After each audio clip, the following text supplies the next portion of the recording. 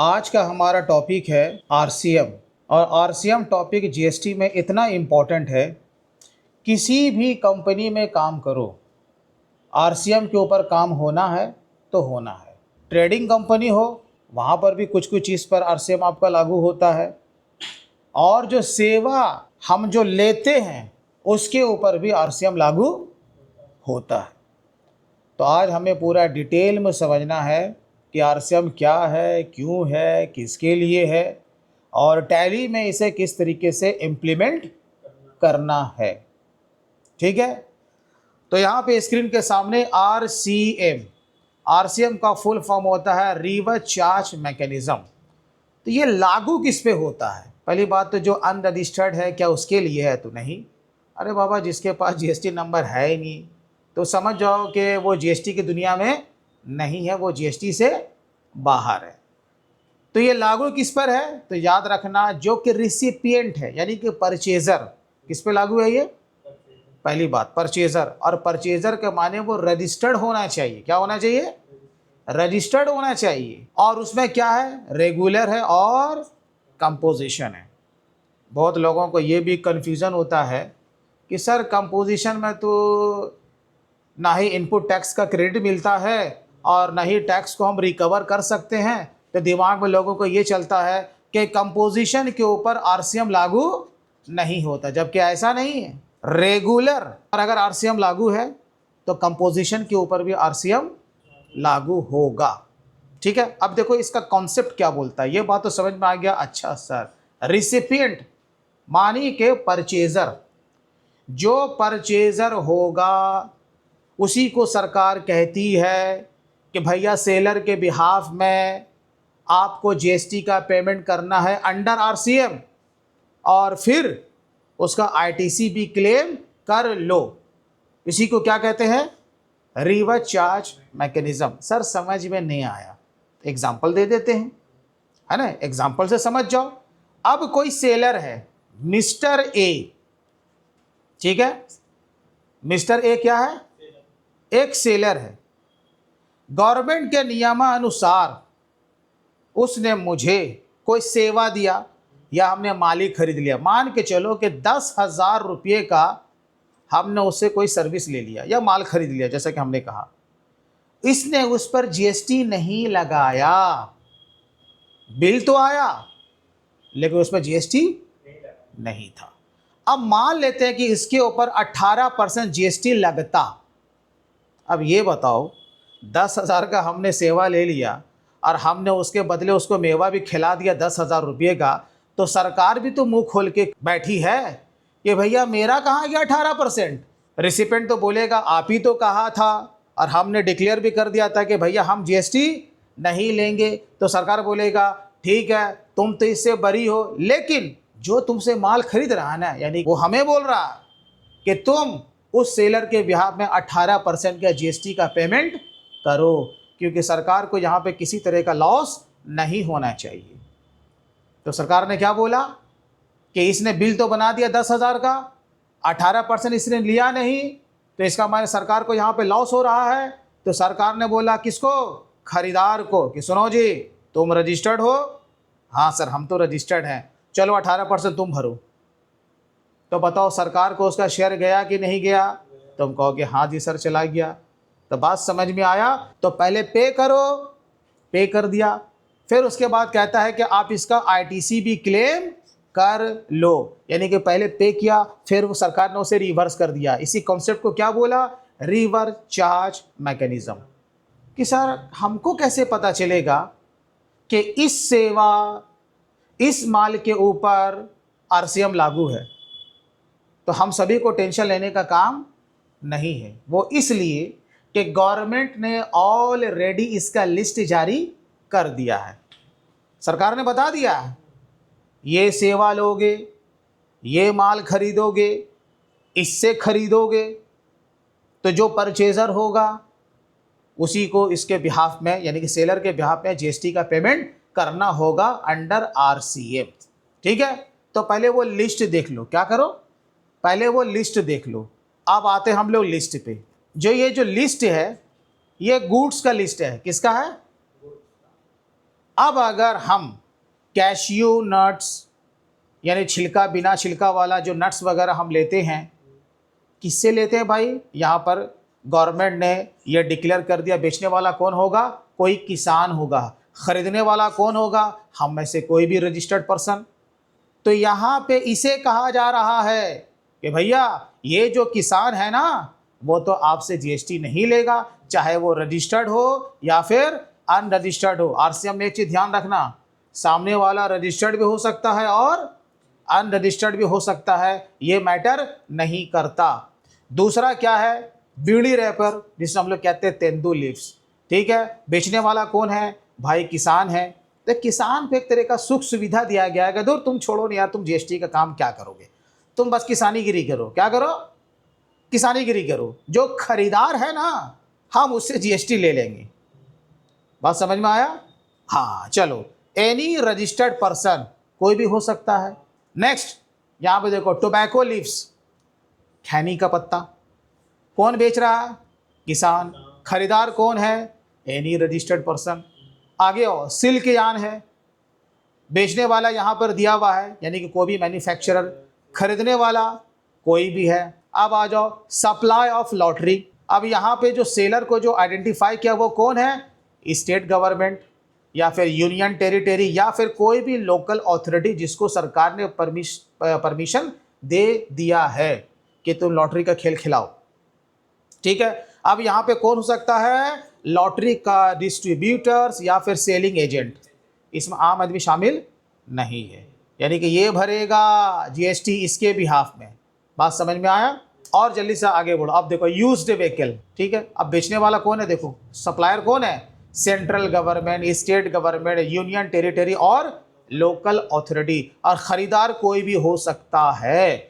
अगर इस तरह का गुड्स कोई बाई करेगा तो जो परचेजर है, यह परचेजर हम हैं, मान लो मिस्टर ए, तो मुझे इस सरकार के बिहाफ में जीएसटी का पेमेंट करना होगा अंडर आरसीएम, क्योंकि ये जीएसटी नहीं लेगा हमसे। अब सरकार ने सबसे पहले यहाँ पे देखो सर्विस में किसे लिया है? क्या कौन है भाई? गुड्स ट्रांसपोर्ट एजेंसी, जिसको कहते हैं जीटीए, जो कि माल ढुलाई का काम करता है। और जीटीए की पहचान क्या है? कि ये कंसाइनमेंट नोट बना के देता है। क्या देता है? कंसाइनमेंट नोट बना के देता है। ये टैक्स इनवॉइस बना के नहीं देगा। तो हम समझ जाएंगे ये क्या है? जीटीए वाला गुड्स ट्रांसपोर्ट एजेंसी वाला है। अब ये रजिस्टर्ड हो अनरजिस्टर्ड हो, हमने पहले कहा हमें इससे कोई माने मतलब नहीं है। हमने जीटीए वाले से सर्विस लिया है तो उसके बिहाफ में हमें ही जीएसटी का पेमेंट करना होगा। तो जीएसटी का रेट कितना है? इसके ऊपर खोल देते हैं 5%। कितना है? अंडर आरसीएम 5% है। ठीक है, अब हम कैसे जानेंगे कि हम पर आरसीएम लागू है या नहीं? बिल देख करके हम समझ जाते हैं। वो कैसे समझ जाते हैं? बस इसने अपना चार्ज ले लिया 10,000 रुपये का, कहीं पर जीएसटी का कोई गपशप नहीं है, हम समझ गए कि ये हम पर आरसीएम लागू हो चुका है, तुमको 5% इसका देना होगा। ठीक है, और अगर दूसरा कौन है? अच्छा, legal services provided bye advocate. अब अगर हम किसी अधिवक्ता साहब से कोई अगर हम लीगल सर्विस अगर लेते हैं तो वो हमसे जीएसटी तो नहीं लेंगे। नहीं लिया, हमारे को उसका जीएसटी का पेमेंट करना होगा। तो इस पर कितना है? 18%। याद रखना है कितना है? 18%। कोई भी जो सेवा होता है बेसिकली उस पर सरकार का जो जीएसटी का रेट है 18%। तो आरसीएम में कितना लगेगा? 18%। केवल जीटीए में कितना लगता है? 5%। अब आ जाओ, sponsorship services provided by any person to anybody corporate to partnership firm. अब क्या है कि स्पॉन्सरशिप समझते हो ना? एग्जाम्पल के तौर पर देखो, जैसे कि आईपीएल वाला है। आईपीएल क्या है? ऑर्गेनाइजर है, वो कोई एड एजेंसी नहीं है, लेकिन वो कहती है, सबको दावत देती है, आओ आओ आओ ऐड हमारे यहाँ कराओ। सब मिलकर पहुँच गया। अभी कौन कौन पहुँचा है? कोका कोला, पेप्सी वाला, है ना, जियो धनाधन, एयरटेल। अब द अकाउंट भुक्कड़ तो जा नहीं सकता, इतना पैसे नहीं है बाबा कि मेरा ऐड चले उसके ऊपर है। जब वो बिल देगा 10 लाख का तो क्या वो जीएसटी लगाएगा? इस पे नहीं लगाएगा, क्योंकि उसका काम ऐड कराना नहीं है, वो तो आईपीएल का ऑर्गेनाइजर है। तो इसका माने ये जो कोका कोला पेप्सी वाला है, या अगर हम इस तरह का अपना वहाँ काम लेते हैं तो इस पर हमको 18% का जीएसटी पेमेंट करना होगा। अब टैली में देखो स्टेप क्या क्या है, जल्दी से ख़त्म हो जाएगा। सबसे पहले हम एक एग्जाम्पल पकड़ते हैं कि हम यहाँ पे किसी अधिवक्ता साहब से ही हम कोई सेवा ले रहे हैं। क्या ले रहे हैं? अधिवक्ता, एडवोकेट साहब से हम आते हैं सीधा वाउचर एंट्री में। कहाँ आते हैं? वाउचर एंट्री में। सेवा ले रहे हैं ना जी, परचेज में आओ। कहाँ है? परचेज में। ये कौन सा मोड है? कहोगे नेम ऑफ आइटम, तो मोड को चेंज करो। यहाँ पे मोड चेंज करेंगे और क्या ले लेंगे? Accounting invoice. चलो तारीख पकड़ते हैं आज का। आज तारीख हो गया 16 जून, ठीक है। बिल नंबर देखा अधिवक्ता साहब का 12 का 4 42 का 1, चलिए 125 हो गया। अब यहाँ पे देखो पार्टी का लेजर कैसे बनाना। ऑल्ट सी को प्रेस किया, बनाया एडवोकेट साहब जी, बाप, ठीक। अब जिससे हम सेवा ले रहे हैं sundry creditor, bill bye bill yes हो गया। चलो स्टेट मेरा बिहार का ही है, आगे बढ़े आगे बढ़े। अब यहाँ पे ये अनरजिस्टर्ड है। क्या है ये? अनरजिस्टर्ड है। अगर रजिस्टर्ड रहता तो उसका जीएसटी नंबर हम बिल से देख करके डाल देते बाबू, हैं? ओ बाबू अनरजिस्टर्ड, ठीक। कंट्रोल ए, एक्सेप्ट हो गया। कंट्रोल ए, कंट्रोल ए, ठीक। अब जो सेवा ले रहे हैं उसका नाम क्या है? Legal service. क्या? हम लीगल सर्विस बनाएंगे। ऑल्ट सी को प्रेस करेंगे, यहाँ बनाएंगे लीगल सर्विस या लीगल चार्जेस करके हमने बना लिया, ठीक। Enter enter enter. अब ये मेरे लिए क्या है? कहोगे सर जी एक्सपेंस है। क्या है? कौन सा एक्सपेंस है जी? इनडायरेक्ट। यहाँ पर डाल दिया इनडायरेक्ट एक्सपेंसेस, ठीक है। अब यहाँ पे जीएसटी का कॉन्फ़िगर करना होगा, तो कैसे करोगे? आ जाओ, एंटर।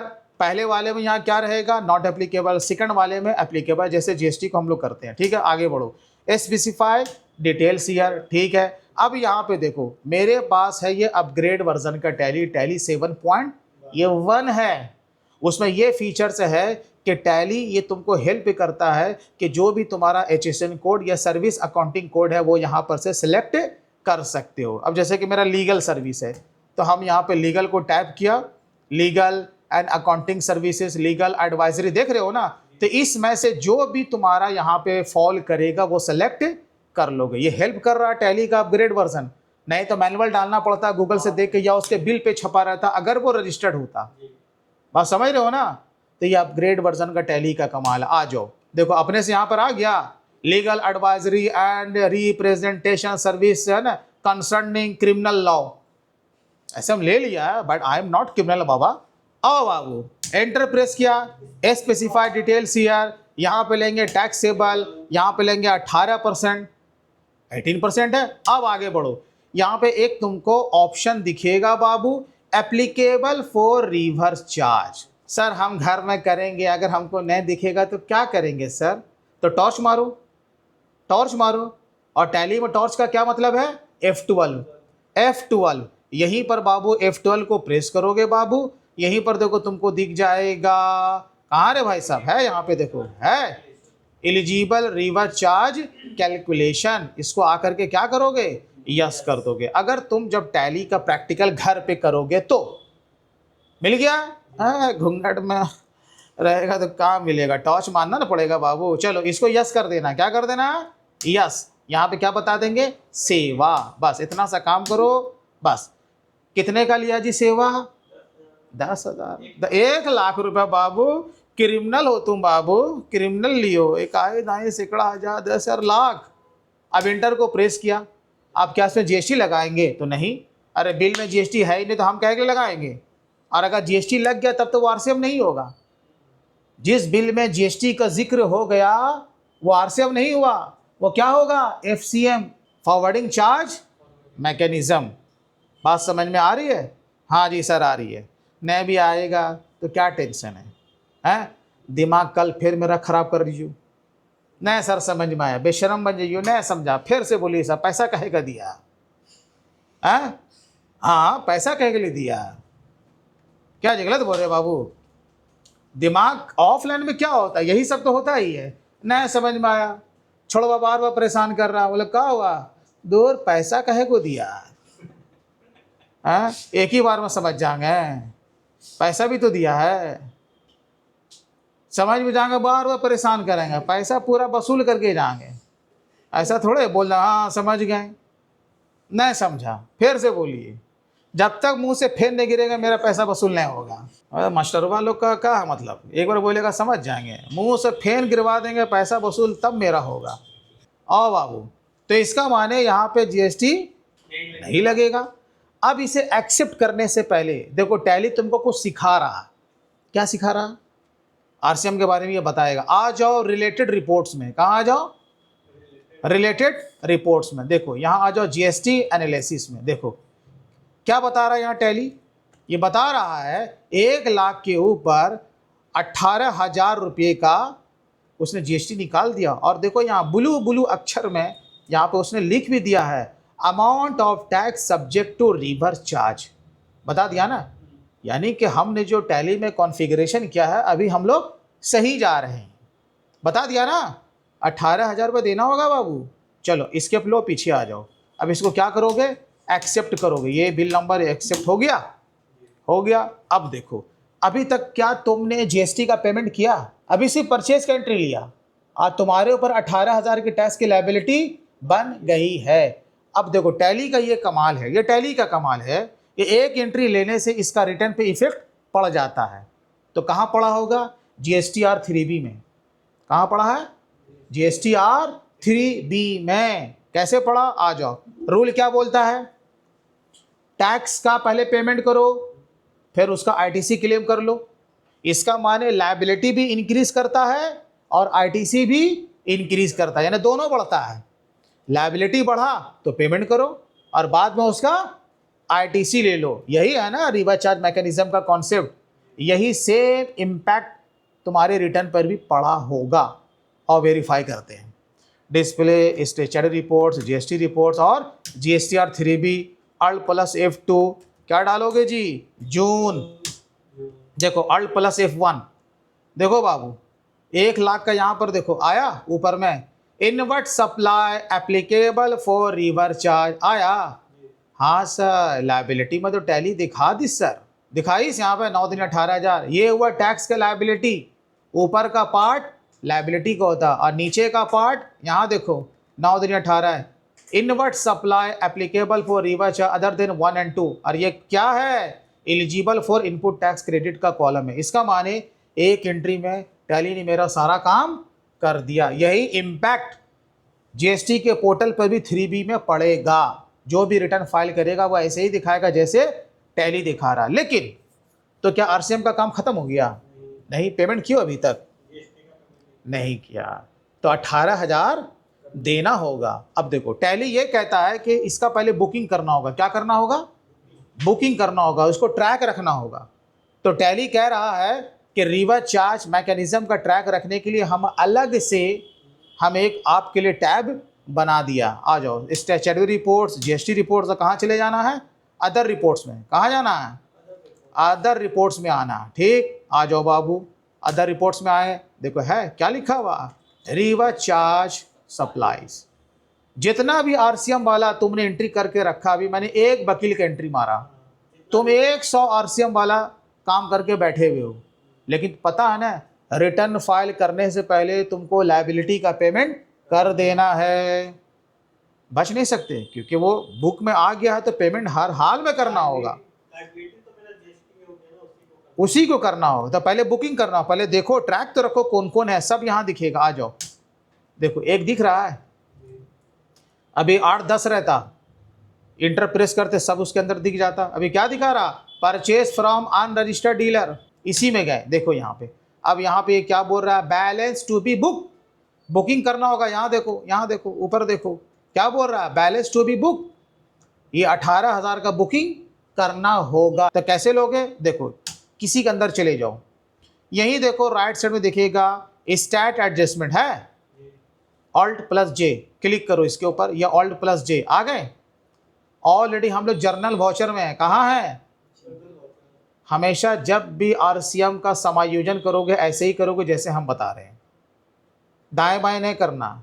एक बिल का एंट्री लिए, ये वाला एंट्री समायोजन का कर लो उसके अगेंस्ट में, उसी समय कर लो। पेमेंट जब करना करो, लेकिन समायोजन उसी दिन कर लो, ऐसे करना। क्या लेना सर? यहाँ पे बहुत चिल्ला रहे हैं। Increase tax liability and input tax credit, ये वाले ऑप्शन को टैली में लेना, ले लिया। अब यहाँ पे कौन सा लेना है, तुम ही लोग बताओ कि कौन सा लोगे, अनरजिस्टर्ड या रजिस्टर्ड? अधिवक्ता साहब क्या थे?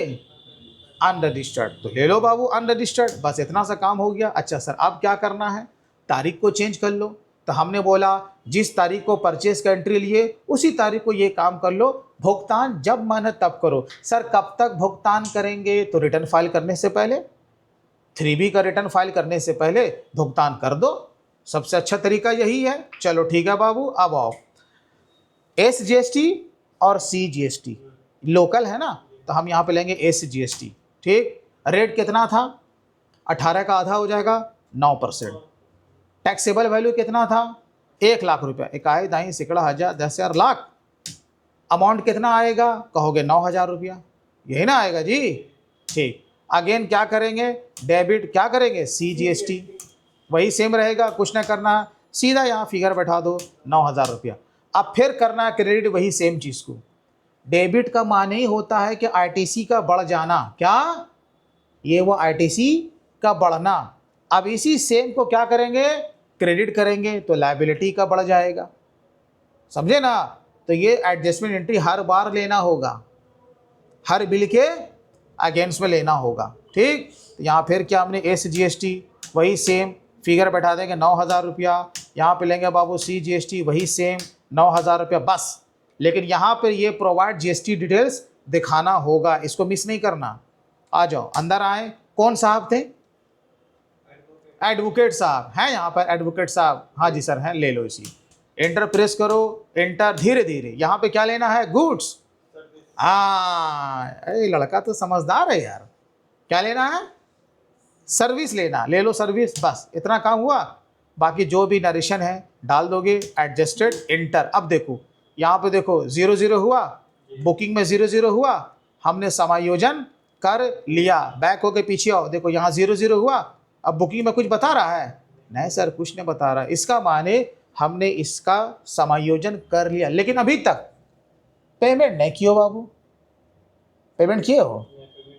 अब आ जाओ बैलेंस शीट में, जल्दी से बैलेंस शीट में आए। Alt + F1, duties and taxes, SGST CGST, किसी में भी जाओ। देखो यहाँ एंटर प्रेस किया, जून के महीने में एंट्री ले रहे हैं। यहाँ देखो एक जगह 9,000 डेबिट और एक जगह 9,000 क्रेडिट। तो इसका फाइनल इम्पैक्ट क्या पड़ा लेजर पे? 0। क्या पड़ा? 0 पड़ा। अब पेमेंट करो, जब पेमेंट करेंगे तो मेरा ITC अपने आप बन जाएगा। ठीक है, अब यहीं से पेमेंट करो, Alt I शॉर्टकट की लिया, पेमेंट में आ जाओ। पेमेंट में आ जाओ, कौन से तारीख को पेमेंट करे सर? चलो भाई 30 तारीख को पेमेंट कर दो, 30/6 को। ठीक है, SGST कितना था? लायबिलिटी 9,000 रुपया। Debit CGST 9,000। पेमेंट कहाँ से होगा? बैंक से होगा। पहले बोल दिया था हमने क्या, कानून यही कहता है कि RCM के लायबिलिटी का समायोजन इनपुट टैक्स क्रेडिट से नहीं होगा। तो फाइनली पैसा कहाँ से कटेगा? मेरे बैंक अकाउंट से। तो यहाँ पे हम ले लेंगे अपना बैंक SBI। ठीक, पैसा भी निगेटिव है, क्या करे, गरीब आदमी, पैसा नहीं था। ठीक है, कोई टेंशन नहीं, इसको नहीं ध्यान देना। आ जाओ बाबू, हो गया। बाकी इसका जो भी समायोजन नरेशन होगा वो डाल देना है।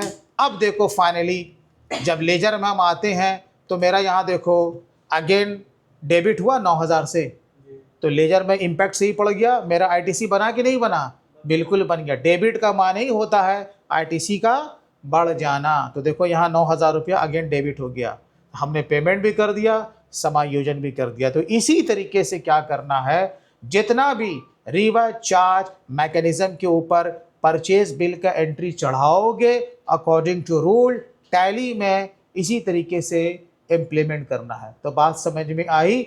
हाँ जी आई। तो दुकान को बंद करें। ठीक है, अब क्या करना है, इसका प्रैक्टिकल अपने एंड से कर लेना है। तो चलो दुकान को बंद करते हैं।